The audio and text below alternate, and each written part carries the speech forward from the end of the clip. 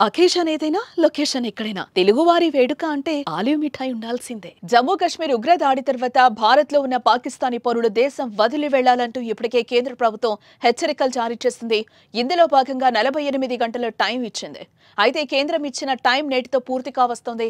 ఈ నేపథ్యంలో ఇప్పటి హైదరాబాద్ లోని పాతబస్తీలో ఉన్న పాకిస్తానీయులపై పోలీసులు ప్రత్యేక నిఘా పెట్టారు. హైదరాబాద్ లో ఉన్న పాక్ ప్రజలు వెళ్లిపోవాలని ఆదేశాలు జారీ చేసింది. అయితే ఇవాళే చివరి తేదీ కావడంతో ఇప్పటి వరకు ఎంతమంది వెళ్లారు అనే దానిపై పోలీసులు విచారణ చేస్తున్నారు.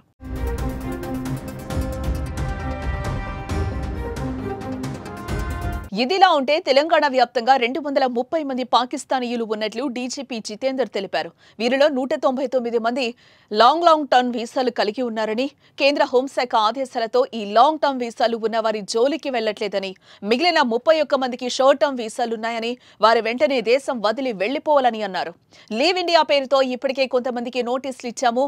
హెల్త్ బేస్ మీద వీసాలు తీసుకున్న వారికి నెల 29 వరకు టైం ఉందన్నారు. మిగిలిన వారి ఇవాళ వెళ్లిపోవాల్సి ఉంది. ఇదిలా ఉంటే షార్ట్ టర్మ్ వీసాలు ఉండి తిరిగి వెళ్లిపోని పాకిస్తానీయులపై చట్టపరమైన చర్యలు తీసుకుంటామని ఇప్పటికే డీజీపీ హెచ్చరించారు.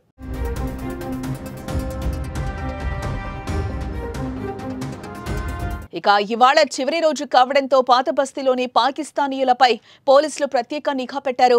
పెద్ద ఎత్తున పాకిస్తానీయులు పాతబస్తీలో పరిసర ప్రాంతాల్లో ఉన్నట్లు గుర్తించిన పోలీసులు వారి కదలికపై నిఘా పెట్టారు. మరోపక్క వారు దేశం వదిలి వెళ్లిపోవడానికి ఇవాళే చివరి రోజు కావడంతో ప్రత్యేక చర్యలు తీసుకుంటారు. కాగా దేశవ్యాప్తంగా ఉన్న పాకిస్తానీలు ఇప్పటికే భారతదేశాన్ని వదిలి వెళ్లిపోతున్నారు.